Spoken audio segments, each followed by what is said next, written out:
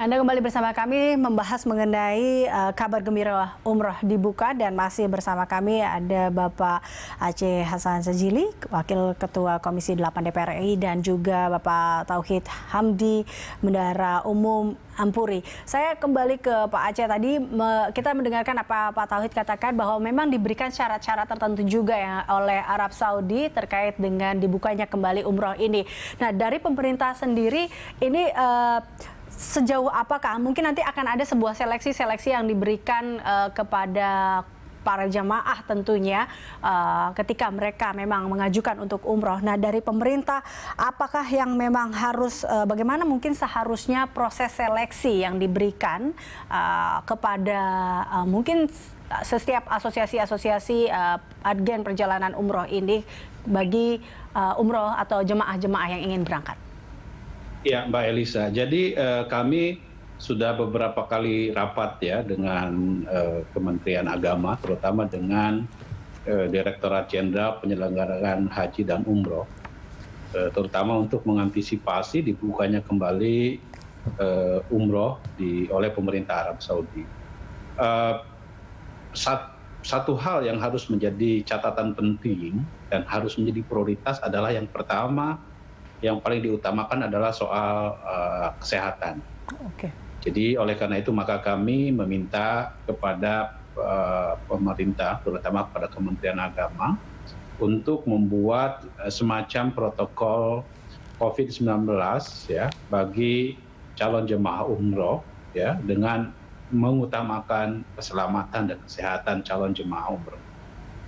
Yang kedua, tentu turunannya adalah kemudian pemerintah harus membuat semacam aturan tentang misalnya kriteria bagi calon jemaah umroh itu memang yang sama sekali tidak rentan terhadap tertularnya COVID-19. Atau setidaknya mereka tidak memiliki penyakit bawaan gitu ya, yang dimungkinkan bagi terjadinya proses penularan COVID-19 sehingga kemudian bisa membahayakan keselamatan mereka gitu ya. Misalnya kalau dari sejak berangkat dari Indonesia sudah memiliki penyakit-penyakit bawaan seperti misalnya diabetes ya atau jantung, saya kira itu harus menjadi kriteria utama. Yang ketiga, ini juga penting, mungkin perlu juga soal pembatasan umur ya. Jadi bagi usia-usia lanjut yang rentan sekali terpapar COVID-19, maka sebaiknya memang dibatasi gitu ya, agar mereka tidak beresiko tinggi untuk terpapar COVID-19. Kemudian kami juga meminta kepada Kementerian Agama untuk memastikan bahwa proses tes atau uji PCR tadi gitu ya, yang lebih akurat tentu harus PCR swab ya. Karena apa? Karena kalau misalnya menggunakan rapid test tentu itu juga nggak bisa untuk dijadikan sebagai rujukan. Gitu. Oke. Dan yang jauh lebih penting juga standar protokol COVID-19-nya harus dipastikan terpenuhi. Misalnya salah satunya adalah pada saat keberangkatan di pesawat, tentu harus misalnya sesuai dengan protokol sebagaimana disarankan oleh WHO. Jadi misalnya kalau kapasitasnya 500, maka seharusnya ya 250 begitu ya. Kemudian kalau di tanah sucinya juga harus dipastikan bahwa akomodasinya yang biasa satu kamar misalnya 4 orang, maka sekarang tidak boleh 4 orang lagi, harus 2 orang gitu ya. Atau misalnya perlu ada mutawif yang memang diberikan penjelasan tentang pengetahuan tentang COVID-19, termasuk misalnya penanganan kesehatan selama in case kalau terjadi kasus di Arab Saudi. Oke, Pak Aceh, ya maaf saya potong Pak Aceh. Itu kami desak kepada pemerintah Kementerian Agama, dan pasti itu implikasinya akan berimplikasi terhadap pembiayaan. Nah, ya. iya. Dan saya kira itu itu dia. yang harus dihitung. Gitu Itu dia, ya. terkait dengan pembiayaan cukup menarik ketika dikatakan akan ada penambahan biaya, salah satunya terkait dengan PCR. Ya. Dan di mana diketahui bahwa tadi dari Arab Saudi sendiri meminta minimal 75 jam sebelum sebelum berangkat hasil itu sudah keluar. Berarti bisa dikatakan mereka melakukan tes itu 3 hari sebelum keberangkatan.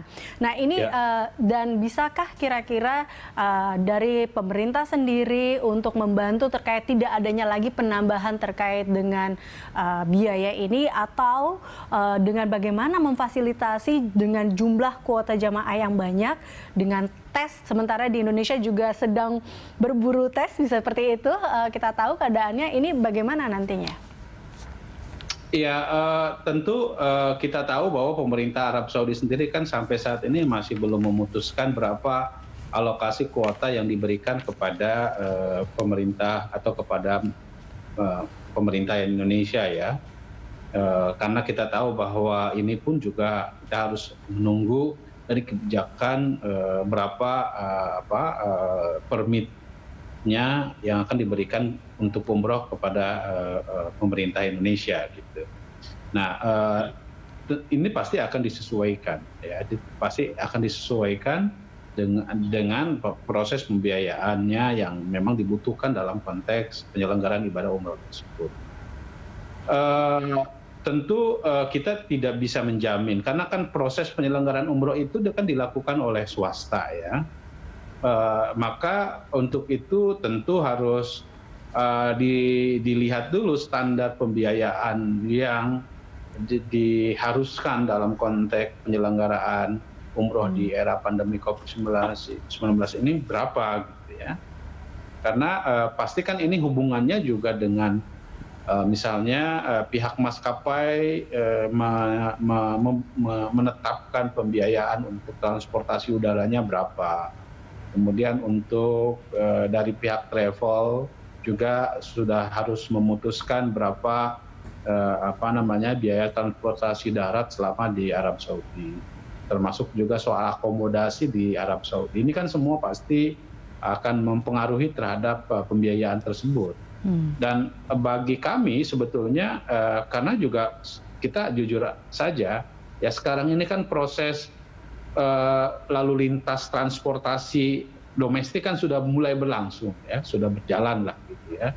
Dan sejauh ini kan memang menjadi swadaya masyarakat untuk misalnya kita untuk naik pesawat saja di dalam negeri kan oleh maskapai kita kan harus ditanya sudah swab test atau belum, atau sudah rapid test atau belum, dan itu kan sebetulnya juga dibebankan kepada konsumen gitu. Nah, dalam konteks umroh pun ya saya kira yang harus kita kedepankan sesungguhnya adalah soal keselamatan dan jaminan bahwa memang para calon jemaah umroh ini harus betul-betul tidak punya masalah terhadap kesehatan mereka begitu. Sehingga pada saat mereka nanti berada di tanah suci pun jangan sampai kemudian menularkan atau tertular oleh jemaah-jemaah haji lain dari negara lain. Gitu.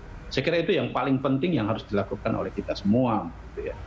Oke, baik. Baik, kita akan lanjutkan perbincangan ini. Saya juga ingin mempertanyakan kepada Pak Tauhid tadi, bagaimana akhirnya Anda juga menjamin terkait kepada jamaah ini dengan kesehatannya, dan juga bagaimana persiapan dari Ampuri pastinya seperti apa. Kita akan membahasnya lebih lanjut lagi pemirsa dalam Lunch Talk, tetaplah bersama kami.